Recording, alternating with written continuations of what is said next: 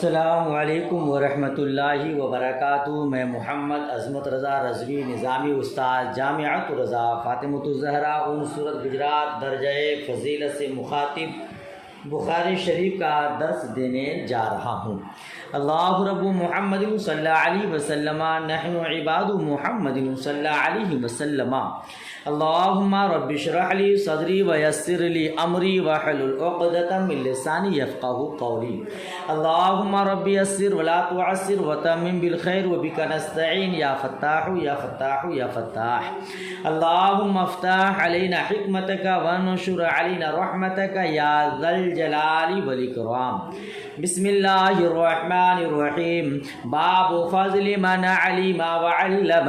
حدثنا محمد بن العلاء قال حدثنا حماد بن أسامة عن بريد بن عبد الله عن أبي بردة عن أبي موسى رضي الله تعالى عنه عن النبي صلى الله تعالى عليه وسلم قال: مثل ما بعثني الله به من الهدى والعلم كمثل الغيث الكثير أصاب أرضا فكان منها نقية قبلت الماء فأنبتت الكلاء والعشب الكثيرة وكانت منها أجادب أمسكت الماء فنفع الله بها الناس فشربوا وسقوا وزرعوا وأصاب منها طائفة أخرى إنما هي قيعان لا تمسك ماء ولا تنبت كلأ فذلك مثل من فقه في دين الله ونفعه بما بعثني الله به فعلم وعلم، ومثل من لم يرفع بذلك رأسا ولم يقبل هدى الله الذي أرسلت به۔ قال أبو عبد الله قال إسحاق: وكان منها طائفة قيلت الماء۔ ٹھیک ہے، قاء يعلو الماء والصفصف المستوي من الارض۔ باب فضل من علم وعلم، یہ باب اس شخص کی فضیلت کے بارے میں جو علم سیکھے دوسرے کو سکھائے۔ یہ کتاب العلم ہے اور علم کی فضیلت کا بیان ہے۔ امام بخاری علی رحمہ باب باندھے اس شخص کی فضیلت جو علم سیکھے دوسروں کو سکھائے۔ حدیث دیکھیے، آخری روایت حضرت ابو موسیٰ رضی اللہ تعالی عنہ سے روایت، وہ روایت کرتے نبی کریم صلی اللہ تعالی علیہ وسلم سے، قال، حضور نے ارشاد فرمایا، اللہ تعالی نے جو ہدایت اور علم دے کر مجھے بھیجا ہے اس کی مثال زوردار بارش کی طرح ہے جو زمین پر برسی۔ کچھ زمین عمدہ ہیں جس نے پانی جذب کر لیا اور گھاس اور سبزی خوب اگائی، اور کچھ زمین سخت ہے جس نے پانی جمع کر لیا، اس سے اللہ نے لوگوں کو نفع دیا، لوگوں نے پیا، وسقاؤ، لوگوں نے فشربوا، لوگوں نے پیا، وسقاؤ، اور پلایا، وزرعوا، اور کھیتی کی۔ اور یہی بارش زمین کے کچھ ایسے حصے پر پڑی جو سپاٹ تھی، چٹیل تھی، نہ اس نے پانی جمع کیا نہ گھاس اگایا۔ یہی مثال اس کی ہے جس نے اللہ کے دین میں تفقہ حاصل کیا اور اللہ نے جو کچھ مجھے دے کر بھیجا ہے اس سے اس کو نفع پہنچایا، اس نے علم حاصل کیا اور دوسروں کو تعلیم دی، اور اس کی ہے جس نے اس طرف سر ہی نہیں اٹھایا اور اللہ کی اس ہدایت کو جس کے ساتھ میں بھیجا گیا ہوں قبول نہیں کیا۔ ابو عبداللہ یعنی امام بخاری نے کہا، اسحاق نے قابلت الماء کی جگہ قیلت الماء کہا ہے۔ قاء کا معنی کا یعلوہ الماء، جس کے اوپر پانی ہو، اور صفصف المستوی من الارض، زمین کا برابری حصہ جس کو ترجمہ میں کہتے ہیں سپاٹ، چٹیل۔ سمجھ رہے ہیں؟ مصطفیٰ کریم نے علم کی فضیلت کیسے بیان فرمائی ہے؟ دیکھیے آپ نبی مکرم صلی اللہ تعالی علیہ وسلم نے دین کی مثال زوردار بارش سے دی ہے کہ جس طرح ہر جگہ برستی ہے بارش، ہر جگہ برستی ہے، مگر زمین کی صلاحیت کے اعتبار سے اس کا نتیجہ الگ الگ ہوتا ہے۔ ٹھیک ہے، زمین 3 طرح کی ہے، لوگ بھی 3 طرح کے ہیں، علم والے بھی 3 طرح سے ہیں۔ دیکھیے ایک زمین عمدہ زرخیز ہے، مصطفیٰ کریم نے فرمایا زمین کا ایک حصہ وہ ہے جو پانی کو اپنے اندر جذب کر لیتی ہے، گھاس اگاتی ہے نا؟ تو زمین کا ایک حصہ عمدہ ہے، زرخیز ہے، پانی اپنے اندر جذب کر کے اپنے خزانے اگل دیتی ہے، غلے، سونے، سبزیاں اگاتی ہے جو جاندار کی خوراک ہے۔ یہی حال ایسے افراد کا ہے جو دین قبول کر کے اسے سیکھ کر کے دوسروں کو بھی سکھاتا ہے۔ سمجھ رہے ہیں؟ یہ علماء ربانی کی عالم دین جو علم سیکھا دوسروں کو سکھا رہا ہے، سکھا رہے ہیں کہ وہ زمین کی طرح ہے یا وہ زمین اس کی طرح ہے جو دوسروں کو فائدہ پہنچاتی ہے۔ ٹھیک ہے، تو خود عمل کرتے ہیں، دوسروں کو عمل کراتے ہیں۔ اور دوسری وہ زمین جو پانی جمع کر لیتی ہے، کچھ اگاتی نہیں مگر اس جمع شدہ پانی سے دوسروں کو بہت طرح کا فائدہ پہنچتا ہے۔ یہ حال ان لوگوں کا ہے جو دین قبول کر کے دین سیکھتے ہیں مگر کما حق اس پر عمل نہیں کرتے، مگر اس کے علم سے دوسروں کو فائدہ پہنچتا ہے۔ یا مراد وہ محدثین ہیں جو احادیث حفظ کر لیتے ہیں، یاد کر لیتے ہیں، مگر تفقہ نہ ہونے کی وجہ سے خود احکام کا استنباط نہیں کر سکتے، مگر ان احادیث سے دوسرے لوگ جو فقہ میں مہارت رکھتے ہیں احکام کا استخراج کرتے ہیں۔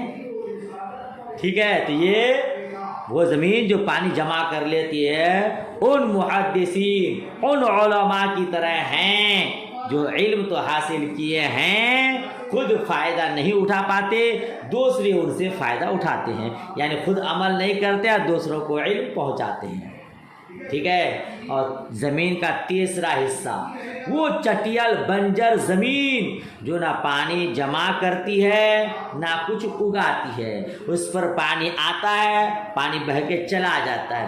یہ حال ان لوگوں کا ہے جنہوں نے دین قبول ہی نہیں کیا، دین کی طرف کوئی توجہ ہی نہیں دی، تو یہ چٹیل میدان کی طرح ہے۔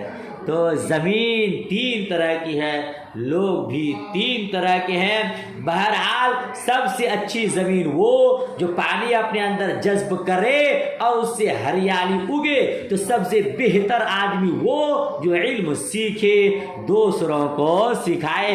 دوسری روایت میں مصطفیٰ کریم نے فرمایا ہے خیرکم من تعلم القرآن وعلمہ، تم میں سب سے بہتر وہ ہے جو علم سیکھے دوسروں کو سکھائے۔ علماء کرام کو دنیا والے اگرچہ حقارت کی نگاہ سے دیکھتے ہیں، میں علماء کی بارگاہ میں گزارش کروں گا آپ کبیدہ خاطر نہ ہوں، آپ اپنے احساس کمتری کا شکار نہ بنیں، بلکہ دنیا کی نگاہ میں بھلے آپ کمزور ہیں یا جیسے ہیں، مصطفیٰ کریم کی نگاہ میں، رب کریم کی بارگاہ میں آپ بہت ہی مقبول ہیں۔ بہرحال تو یہ علم کی فضیلت، علم سیکھے سکھائے ان کی فضیلت کے بارے میں یہ باب تھا، اور اسی کے مطابق مصطفیٰ کریم نے حدیث بیان کی۔ اسی طرح مصطفیٰ کریم وما ارسلناک الا رحمۃ للعالمین، مصطفیٰ کریم دونوں جہان کے لیے رحمت بن کر آئے ہیں۔ یہ اب لوگوں کی صلاحیت کی بات ہے جن کے اندر اللہ تبارک و تعالیٰ نے ان کی محبت ڈال دی، وہ ان سے کما حق و مستفیض ہوتے ہیں، انہیں اپنا سچا صادق المصدوق نبی مانتے ہیں، اور جن پر ان کی نظر رحمت نہیں رہی وہ ان کو صحیح ڈھنگ سے نہیں مان پاتے ہیں نا۔ وہ تو رحمت سارے جہان کے لیے ہے، مگر اب لوگوں پر ہے کہ وہ اس رحمت سے جتنا فائدہ اٹھا سکے. جس طرح بارش پوری روئے زمین پر ہوتی ہے مگر کوئی زمین اس سے فائدہ اٹھا پاتی ہے اور کوئی نہیں پاتی ہے. چلیے بہرحال اگلا باب دیکھیے. باب رفع العلم و ظہور الجہل. علم کے اٹھائے جانے اور جہالت کے غالب ہونے کے بارے میں.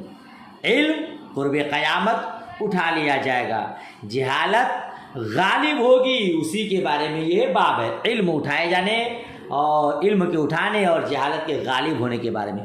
وقال ربيعة لا ينبغي لأحد عنده شيء من العلم أن يضيع نفسه. حضرت ربیعہ رضی اللہ تعالی عنہ نے کہا جس کے پاس کچھ بھی علم ہو اسے اپنے آپ کو ضائع نہیں کرنا چاہیے. اللہ تبارک و تعالیٰ نے جس کو کچھ بھی علم دیا ہے اسے چاہیے کہ وہ اپنے علم کے مطابق عمل کرے، ہو سکے دوسروں کو وہ علم بانٹے، دوسروں کو فیض یاب کرے، ہے نا. اور اس کا ایک مطلب یہ بھی ہوتا ہے اپنے آپ کو ضائع نہ کرے کہ جو علماء ہیں، عالم ربانی ہیں، عالم دین ہیں، اسے اس کے پاس نہیں جانا چاہیے جو علم کی قدر اور علم کی عزت نہیں کرتا ہے. اگر ایسے لوگوں کے پاس عالم دین جائے جو علم کی قدر نہیں کرتا، اہل علم کی قدر نہیں کرتا ہے، تو گویا کہ وہ اپنے علم کو ضائع کر رہا ہے نا. شیخ سعدی رحمۃ اللہ تعالیٰ علیہ نے فرمایا ہے کہ نا اہل کو علم دینا گنبد پر اخروٹ رکھنے کی مانند ہے. تو ایسے نادار نا اہل کو علم دینا بھی نہیں چاہیے، اور جو علم کی قدر نہ کرے ان لوگوں کے پاس جانا بھی نہیں چاہیے، ورنہ علم کو برباد کرنا ہوگا اور یہ مناسب نہیں ہے کہ اپنا علم برباد کوئی کرے. ٹھیک ہے. حدثنا عمران بن مسیر قال حدثنا عبد الوارث عن ابي التياح عن انس قال قال رسول الله صلى الله تعالى عليه وسلم ان من اشراط الساعه ان يرفع العلم ويثبت الجهل وتشرب الخمر ويظهر الزنا. حضرت انس بن مالک رضی اللہ تعالی عنہ سے روایت ہے، مصطفیٰ کریم صلی اللہ تعالی علیہ وسلم کے حوالے سے آپ نے ارشاد فرمایا، میں تم سے بے شک قیامت کی نشانیوں میں سے یہ ہے کہ علم اٹھا لیا جائے گا، جہالت غالب ہوگی، یعنی علم کی جگہ کو جہالت لے لے گی. وَتُشْرَبُ الْخَمْرُ، شراب پینا عام ہوگا. وَيُظْهَرُ الزِّنَا، اور زنا کاری عام ہوگی، غالب ہوگی. قیامت کی نشانیوں میں سے ہے علم اٹھا لیا جائے گا، جہالت غالب ہوگی، یعنی جہالت کی کثرت ہوگی، شراب نوشی عام ہوگی، زنا کاری عام ہوگی. ٹھیک ہے، یہ قیامت کی نشانیوں میں سے ہے. اگلی روایت دیکھیے. ان قتادہ عن انس قال لأحدثنكم حديثا لا يحدثكم أحد بعدي سمعت رسول الله صلى الله تعالى وسلم يقول إن من أشراط الساعة أن يقل العلم ويظهر الجهل ويظهر الزنا وتكثر النساء ويقل الرجال حتى يكون ل50 امرأة القيم الواحد. حضرت انس بن مالک رضی اللہ تعالی عنہ نے فرمایا، میں تم سے ایک حدیث بیان کر رہا ہوں کہ میرے بعد کوئی بیان نہ کرے گا. میں نے رسول اللہ صلی اللہ تعالی علیہ وسلم کو فرماتے ہوئے سنا ہے، قیامت کی نشانیوں میں سے یہ ہے کہ علم ختم ہو جائے گا. یقیل العلم، علم کم ہو جائے گا، علم ختم ہو جائے گا، جہالت غالب ہوگی، زنا عام ہوگا، عورت کی کثرت ہوگی، مرد کم ہو جائیں گے، یہاں تک کہ 50 عورت کا نگہبان صرف ایک مرد ہوگا. اللہ اللہ، یہ قیامت کی نشانیوں میں سے ہے جی. اچھا، یہاں قیامت کی ایک نشانی بتائے، علم ختم ہو جائے گا 1، جہالت غالب ہوگی 2، زناکاری عام ہوگی 3، اور عورتوں کی کثرت ہوگی 4 ہے نا، علم، جہل، زنا 4، اور مرد کم ہوں گے، عورتوں کی کثرت ہوگی، ہے نا، یہاں تک کہ 50 عورتوں کا نگہبان 1 مرد ہوگا۔ تو یاد رکھیے گا قیامت کی نشانیاں اس سے پہلے بھی آپ پڑھے کہ باندھی اپنے آقا کو جنے گی، پھر آپ پڑھے ننگے پاؤں والے، ننگے جسم والے چرواہا بڑے بڑے محلوں میں فخر کریں گے، ہے نا۔ تو قیامت کی نشانیاں بہت ساری ہیں، یہاں اس حدیث میں 5 نشانیاں بیان کی گئی ہیں، تو صرف یہی 5 نہیں ہے، ہاں اتنا ہے کہ یہ 5 علامتیں نشانیاں بہت ہی اہم ہیں۔ کیوں؟ چونکہ دین و دنیا کی درستگی 5 چیزوں پر مبنی ہے، دین و دنیا کی درستگی سلامتی 5 چیزوں پر مبنی ہے، دین، عقل، نفس، نسب، مال، یہ 5 چیزیں اگر سلامت ہیں تو دین سلامت ہے، دین درست ہے، ٹھیک ہے۔ اور یہ جو 5 چیزیں یہاں بیان کی گئی علامتیں، یہ علامتیں 5 ان 5 کو تباہ کرنے والی ہیں، دین، عقل، نفس، نسب، مال، یاد رکھیے گا۔ تو یہ قیامت کی 5 نشانیاں ان 5 چیزوں کو تباہ کرنے والی ہے، تو گویا کہ دین کو تباہ کرنے والی ہے، لہذا یہ بہت اہم ہے۔ دیکھیے رفع علم اور جہالت دین کو برباد کرنے والی ہے، علم جب اٹھا لیا جائے گا، جہالت غالب ہوگی تو دین ختم ہو جائے گا، دین برباد ہوگا، ٹھیک ہے نا۔ شراب یہ عقل اور مال کو برباد کرنے والی ہے، ٹھیک ہے۔ مردوں کی قلت نفس کو برباد کرنے والی ہے، زنا نسب اور مال کو، اسی لیے حدیث میں ان 5 کو خصوصیت کے ساتھ ذکر فرمایا ہے۔ پوری بات سمجھ میں آئی؟ دین کی درستگی، دین و دنیا کی درستگی 5 چیزوں پر مبنی ہے، اور یہ 5 علامتیں ان 5 چیزوں کو تباہ کرنے والی ہیں۔ وہ 5 چیزیں کون سی ہیں؟ نمبر 1 دین، نمبر 2 عقل، نمبر 3 نفس، نمبر 4 نسب، نمبر 5 مال۔ تو علم کا اٹھایا جانا، جہالت کا غالب آنا دین کو برباد کرنا ہے۔ شراب یہ عقل اور مال کو برباد کرنے والی ہے، مردوں کی قلت نفس کو تباہ کرنے والی ہے، زنا کی کثرت یہ نسب کو بھی برباد کرنے والا اور مال کو بھی برباد کرنے والی ہے۔ اسی لیے صرف یہاں 5 چیزوں کو بیان کیا ہے، ٹھیک ہے۔ چلیے اگلا باب دیکھیے، باب فضل العلم، علم کی فضیلت کے بارے میں یہ باب ہے، علم کی فضیلت کے بارے میں۔ حدثنا سعید بن قفیر قال حدثني الليث قال حدثني عقيل عن ابن شهاب عن جمرة بن عبد الله بن عمر أن ابن عمر قال سمعت رسول الله صلى الله تعالى عليه وسلم قال بينما أنا نائم أتيت بقدح لبن فشربت حتى إني لأرى الري يخرج في أظفاري ثم أعطيت فضلي عمر بن الخطاب قالوا فما أولته يا رسول الله صلى الله تعالى عليه وسلم قال العلم۔ حضرت ابن عمر رضی اللہ تعالیٰ عنہما نے کہا، حضرت عبداللہ ابن عمر رضی اللہ تعالیٰ عنہما نے کہا، میں نے رسول اللہ صلی اللہ تعالیٰ علیہ وسلم کو فرماتے ہوئے سنا۔ کیا فرماتے ہوئے سنا؟ بینما انا نائم، اس درمیان کہ میں سو رہا تھا مجھے دودھ کا پیالہ دیا گیا، یعنی خواب میں جب سو رہا تھا سونے کی حالت میں دودھ دیا گیا تو خواب میں ہوا نا، تو مصطفیٰ کریم فرما رہا مجھے خواب میں دودھ کا پیالہ دیا گیا، میں نے اتنا پیا کہ آسودگی ناخنوں سے نکلنے لگی، میں نے اتنا دودھ پیا کہ آسودگی نے سیراب میں ہو گیا، ناخنوں سے اس کی آسودگی نکلنے لگی۔ پھر میں نے اپنا جھوٹا عمر بن خطاب کو دیا، ٹھیک ہے۔ لوگوں نے پوچھا یا رسول اللہ صلی اللہ تعالی علیہ وسلم آپ نے اس کی کیا تعبیر فرمائی؟ تو مصطفیٰ کریم نے فرمایا علم. ٹھیک ہے نا؟ اس سے کیا مراد لیا؟ علم مراد لیا. دیکھیے مصطفیٰ کریم کو دودھ دیا گیا، مصطفیٰ کریم نے خوب پیا، سیراب ہو گئے، بچا ہوچا حضرت عمر بن خطاب رضی اللہ تعالیٰ عنہ کو دیا. اب جب صحابہ کرام نے پوچھا یا رسول اللہ اس خواب کی کیا تعبیر ہے، تو آپ نے فرمایا علم.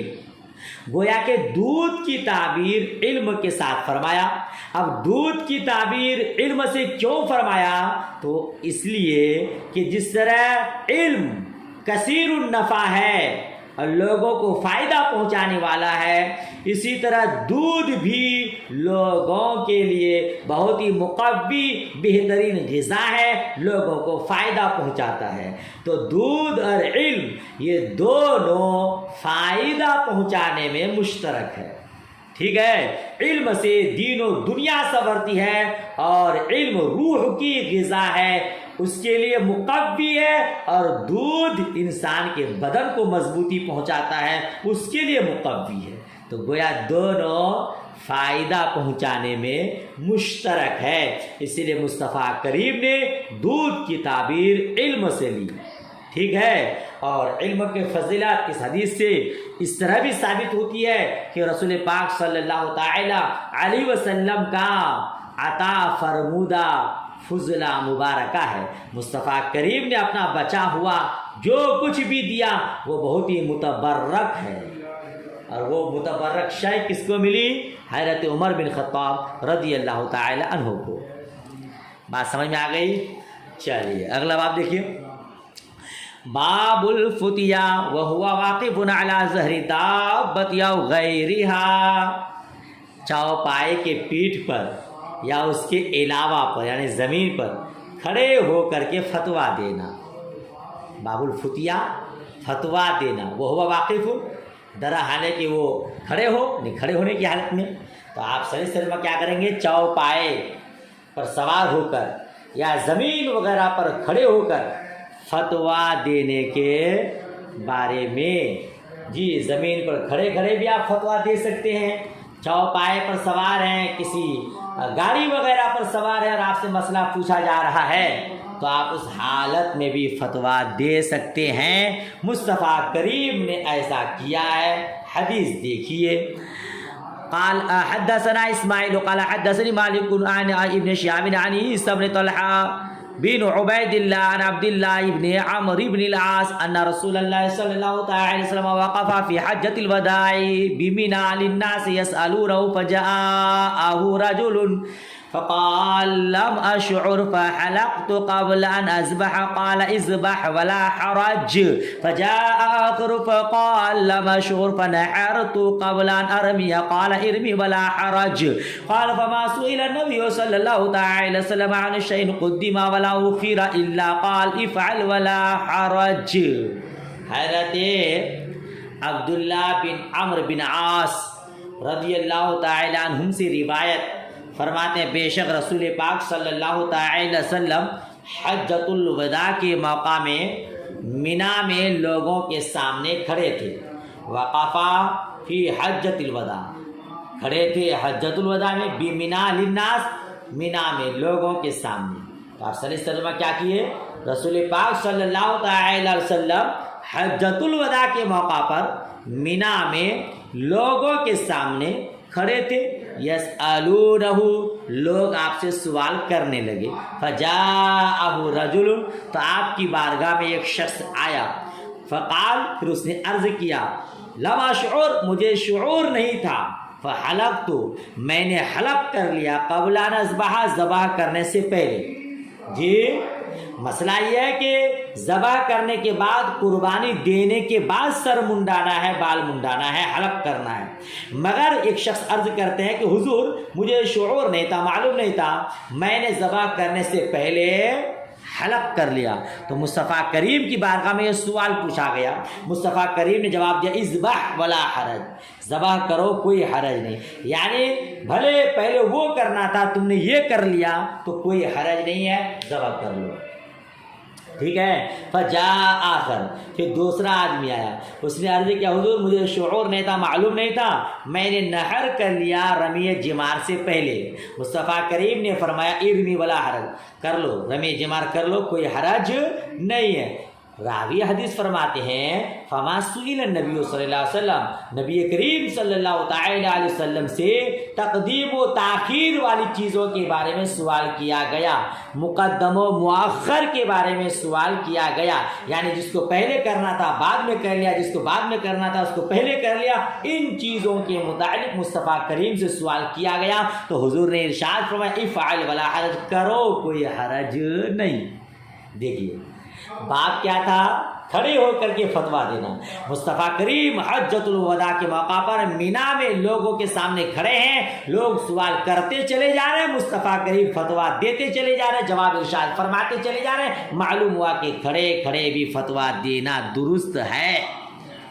ٹھیک ہے نا. جب کوئی آپ کی بارگاہ میں آئے تو آپ ایسا نہ کہ چلو بھائی مدرسہ پہنچوں گا، مدرسہ پہنچوں گی، گدا نشی ہوں گی، پھر آرام سے اطمینان سے. نہیں، اگر جلدی ہے تو آپ جلدی دے دیجیے جواب، اور اگر جلدی نہیں ہے مگر ہاں مسئلہ کی تحقیق ہو، ایسا نہیں کہ معلوم بھی نہیں ہے آپ پوچھ رہا ہے جواب دے دے. نہیں، پہلے مسئلہ کی تحقیق ہو. آپ کو مسئلہ تحقیق سے معلوم ہے، پھر کوئی پوچھ رہا ہے اس کو بھائی جلدی ہے دے دیجیے جواب. باب من اجاب الفتیا باشارۃ الید والراس، یہ باب ہے سر کے اور ہاتھ کے اشارے سے فتویٰ کا جواب دینا. یہ ہاتھ اور سر کے اشارے سے کیا کرنا، فتویٰ کا جواب دینا. دیکھیے اشارے سے بھی جواب دے سکتے ہیں اگر سوال اس طرح کا ہو. حدثنا موسى بن اسماعيل قال حدثنا وهيب قال حدثنا ايوب عن كرامه عن ابن عباس ان النبي صلى الله تعالى وسلم سئل في حجته، اور حجتی بھی لکھا ہے مگر لکھا بے فتح الحاء علی المشہور، ہاں کے فتح کے ساتھ مشہور حجتی. فقال ذبحت قبل ان ارمي قال فاومع بيده قال ولا حرج، وقال حلقت قبل ان اذبح فاومع بيدي ولا حرج. یہ نبی کریم حضرت عبداللہ بن عباس رضی اللہ تعالی عنہما سے روایت، نبی کریم صلی اللہ تعالی علیہ وسلم سے حجۃ الوداع میں سوال کیا گیا تو عرض کیا حضور میں نے ذبح کیا رمی جمار سے پہلے، تو حضور نے ہاتھ کے اشارے سے کہا کرو. کوئی اگر کام کرے اور آپ اس کو کرنے کا اشارہ کریں تو کیسے اشارہ کریں گے؟ ہاتھ آگے پیچھے ہلائیں گے، ہاں ٹھیک ہے بھائی کرو کرو کرو، ٹھیک ہے نا. جس طرح آپ جانتی ہیں سر کے اشارے سے آپ کام کسی کو کرنے کہیں گے تو کیسے اشارہ دیں گے وہ بھی آپ جانتے ہیں. تو ہاتھ کے اشارے سے حضور نے فرمایا کرو کرو کوئی حرج نہیں. پھر ایک آدمی نے کہا کہ حلق تو قبل ان اذبح، میں نے حلق کر لیا ذبح کرنے سے پہلے، تو حضور نے ہاتھ کے اشارے سے کہا کہ کرو کوئی حرج نہیں. ٹھیک ہے نا. تو ہاتھ کے اشارے سے سوال کا جواب دینا، فتویٰ دینا یہ بھی درست ہے. اس حدیث میں ہاتھ کے اشارے سے ہوا. اگلی حدیث دیکھیے، پھر اس کے بعد والی حدیث دیکھیے گا سر کے اشارے سے جواب ہوگا. اگلی والی حدیث میں بھی ہاتھ کے اشارے سے ہے. دیکھیے حدثنا المكي بن ابراهيم قال اخبرنا حنظلة عن سالم قال سمعت ابا هريرة عن النبي صلى الله عليه وسلم قال يقبض العلم ويظهر الجهل. اسی وقت لائٹ کا جلا رہتا ہے یار، لائٹ چلی گئی تھی. دیکھیے کہاں سے پڑھا عن النبي صلى الله عليه وسلم قال يقبض العلم ويظهر الجهل والفتن ويكثر الحرج. قيل يا رسول الله صلى الله عليه وسلم وما الحرج؟ فقال هكذا بيدي فحرف كأنه يريد القتل.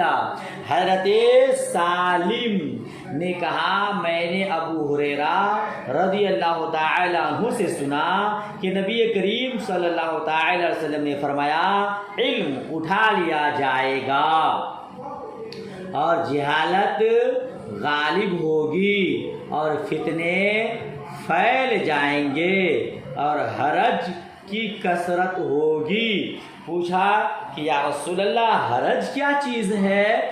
تو آپ نے اپنے ہاتھ کے اشارے سے بتایا اور ہاتھ ایسے خم کیا جیسے قتل کا اشارہ کیا جاتا ہے. حضور کی مراد قتل تھی۔ باب کا ہاتھ کے اشارے سے فتویٰ دینا، جواب دینا۔ مصطفیٰ کریم نے قیامت کی نشانیوں کو بتایا تو اس میں کہا کہ حرج کی کثرت ہوگی۔ حرج چونکہ ایک لفظ مجہول ہے، اس کا ایک معنی ہوتا ہے، حرج کا ایک معنی فتنہ ہوتا ہے اور اختلاط بھی اس کا معنی ہوتا ہے، لیکن مجازاً قتل مراد لیا جاتا ہے، اور حبشہ کی زبان میں حرج کے معنی قتل کے ہیں، اسی لیے صحابہ کرام سمجھ نہیں پائے کہ اس کا کیا معنی ہے، تو آپ نے صحابہ کرام نے حضور سے عرض کیا تو حضور نے ارشاد فرمایا کہ یہاں مراد قتل ہے، تو آپ نے ہاتھ کے اشارے سے جواب ارشاد فرمایا۔ ٹھیک ہے نا، باب اسی کے متعلق تھا، سر کے اشارے سے اور ہاتھ کے اشارے سے جواب دینا۔ یہ دونوں حدیثوں میں ہاتھ کے اشارے سے جواب دینے کے متعلق بیان ہوا۔ اب اگلی حدیث دیکھیے، اس میں سر کے اشارے سے جواب دینے کا بیان ہے۔ حدثنا موسى بن اسماعيل قال حدثنا وهيب قال حدثنا هشام عن فاطمة عن اسماء قالت اتيت عائشة وهي تصلي فقلت ما شان الناس فاشارت الى السماء۔ حدیث لمبی ہے اسی لیے ترجمہ سماعت کیجئے۔ یہ حدیث حضرت فاطمہ سے روایت کرتے حضرت اسماء سے۔ حضرت اسماء رضی اللہ تعالی عنہ یا حضرت ابو بکر صدیق رضی اللہ تعالی عنہ کی شہزادی صاحبزادی اور رسول پاک صلی اللہ تعالی وسلم کے حواری حضرت زبیر بن عوام کی زوجہ اور حضرت عبداللہ بن زبیر رضی اللہ تعالی عنہ کی والدہ ماجدہ ہیں۔ ہجرت سے 27 سال پہلے ان کی ولادت ہوئی اور مکہ المکرمہ ہی میں 17 نفوس قدسیہ کے بعد مشرف بایمان ہوئی اور سن 73 ہجری میں جمادی الاخری میں وصال فرمایا۔ 100 سال کی عمر پائی مگر نہ ایک دانت گرا تھا، نہ دماغی توازن میں کوئی فرق آیا تھا، نہ بینائی گئی تھی۔ آپ سے 56 احادیث کریمہ مروی ہے۔ یہ حضرت اسماء بنت ابو بکر صدیق رضی اللہ تعالی عنہا ہیں۔ تو کہتے قالت اتیت عائشہ، وہ فرماتی ہیں میں عائشہ صدیقہ رضی اللہ تعالی عنہا کے پاس آئی، وہی تصلی، اور اس حال میں کہ وہ نماز پڑھ رہی تھی، ہے نا۔ میں حضرت عائشہ کے پاس آئی تو کس حالت میں آئی؟ وہ نماز پڑھ رہی تھی۔ میں نے پوچھا لوگوں کا کیا حال ہے تو انہوں نے آسمان کی طرف اشارہ کیا، لوگ نماز پڑھ رہے ہیں۔ حضرت عائشہ نے کہا سبحان اللہ۔ میں نے پھر پوچھا کوئی نشانی ہے تو انہوں نے اپنے سر سے اشارہ کیا ہاں۔ اس کے بعد میں بھی نماز کے لیے کھڑی ہو گئی، اتنی دیر تک کہ مجھ پر بے ہوشی طاری ہونے لگی اور میں اپنے سر پر پانی ڈالنے لگی۔ نماز کے بعد نبی کریم صلی اللہ تعالی علیہ وسلم نے اللہ عز و جل کی حمد و ثنا کی، پھر فرمایا جو چیز بھی مجھے اب تک نہیں دکھائی گئی تھی ان سب کو میں نے اپنی اسی جگہ دیکھ لیا، یہاں تک کہ جنت اور دوزخ بھی۔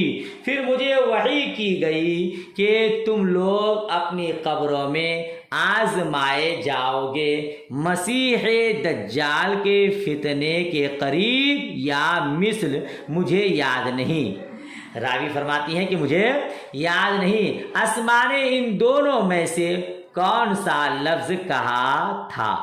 ٹھیک ہے، قبر میں پوچھا جائے گا اس مرد کے بارے میں کیا جانتے ہو؟ قبر میں پوچھا جائے گا اس مرد کے بارے میں کیا جانتے ہو، مومن یا موقن؟ یاد نہیں رہا اسماء نے کیا کہا، ان راوی کو شک ہو گیا، مومن کہا یا موقن کہا، کہ یاد نہیں رہا اسماء نے کیا کہا تھا۔ کہے گا یہ محمد ہیں، رسول اللہ ہیں، ہمارے پاس معجزات اور ہدایت لے کر تشریف لائے، ہم نے ان کا پیغام قبول کیا، ان کی پیروی کی، یہ محمد ہیں۔ 3 بار یہی کہے گا، اس سے کہا جائے گا آرام سے سو جا۔ جی ہم جانتے،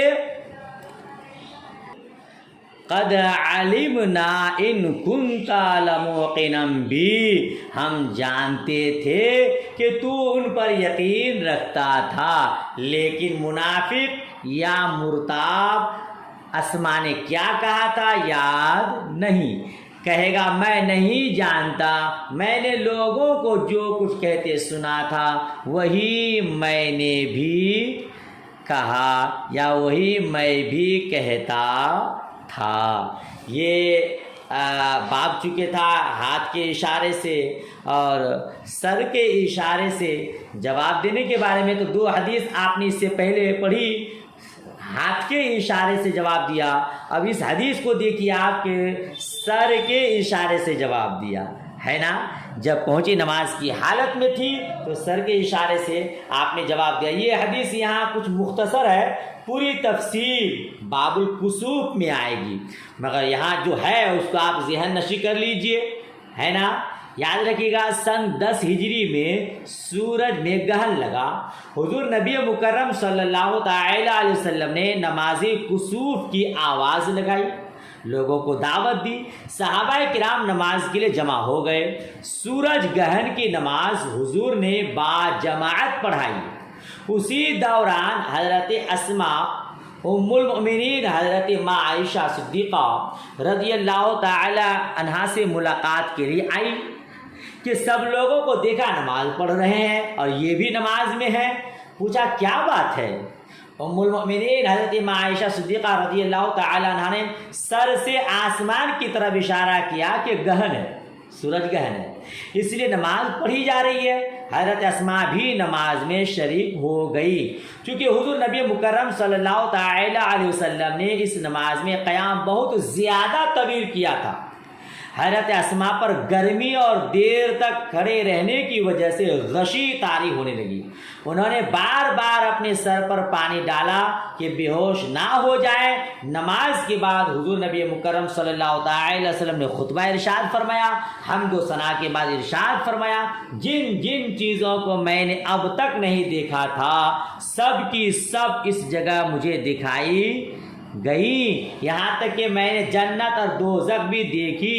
جس طرح دجال کے ذریعہ تمہارے ایمان پر ثبات قدمی کی آزمائش ہوگی، اسی کے قریب قریب قبر میں بھی امتحان ہوگا، تم سے قبر میں سوال کیا جائے گا، مومن صحیح جواب دے گا، منافق یہ کہے گا لوگوں کو میں نے کچھ کہتے سنا تھا وہی میں نے بھی کہا، ہاں ہاں لادری لادری کہے گا۔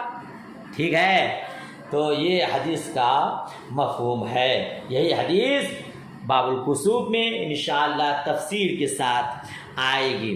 اچھا یہ دیکھیے تو حدیث کا مفہوم، مصطفیٰ کریم نے کیا فرمایا، ما من شیء لم اکن اریت الا رأیت فی مقامی ھذا حتی الجنہ والنار، کہ میں نے اب تک جن چیزوں کو نہیں دیکھا تھا ان سب کو آج اس جگہ دیکھ لیا، اور یہ دیکھنا صرف کس کے ساتھ تھا؟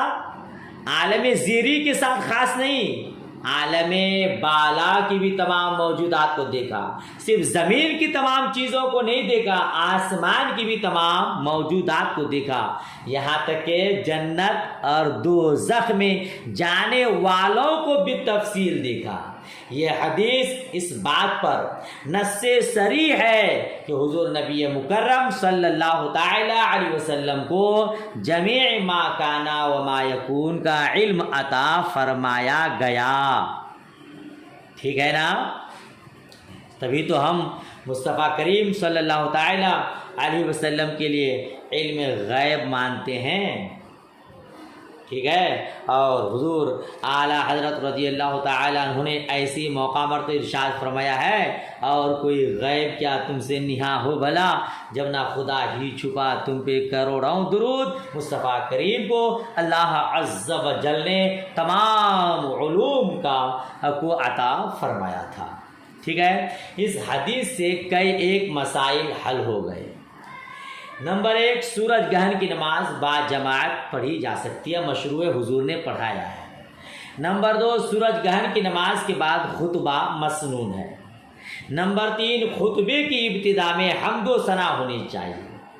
4، نماز میں ضرورت کے وقت اشارہ کی اجازت ہے نا، حضرت عائشہ نے اشارے سے بتایا. نمبر 5، دیکھیے حضرت اسماء پر بیہوشی طاری تھی، مگر جب تک بیہوشی طاری نہ ہو جائے وضو نہیں ٹوٹتا، بیہوشی آ جائے پھر تب وضو ٹوٹتا ہے. ٹھیک ہے. اچھا، نمبر 5 یہ سمجھ میں آیا کہ عمل قلیل سے نماز فاسد نہیں ہوتی. نمبر 6، جنت دوزخ مخلوق اور موجود ہیں، تب تو حضور کو دکھائی گئی. نماز میں عورتوں کو کسی ضرورت کے لیے بھی بلند آواز سے تسبیح منع ہے، لیکن اگر سننے والی عورت ہو تو جائز ہے. اللہ عز و جل کو حضور نے بیداری میں دیکھا. ٹھیک ہے نا. اور حضور صلی اللہ تعالی علیہ وسلم کو جمیع ما کانا و ما یکون کا علم حاصل ہوا ہے. اس حدیث کو امام بخاری یہاں لا کر باب کے تحت بیان کرنے کا مقصد یہ کہ سر کے اشارے سے بھی جواب دینا اور فتویٰ دینا درست ہے کہ حضرت عائشہ صدیقہ رضی اللہ تعالی عنہا نے سر کے اشارے سے جواب دیا. چلیے آج کا سبق یہیں تک. دعائے خیر میں یاد. اللہ حافظ. خدا حافظ.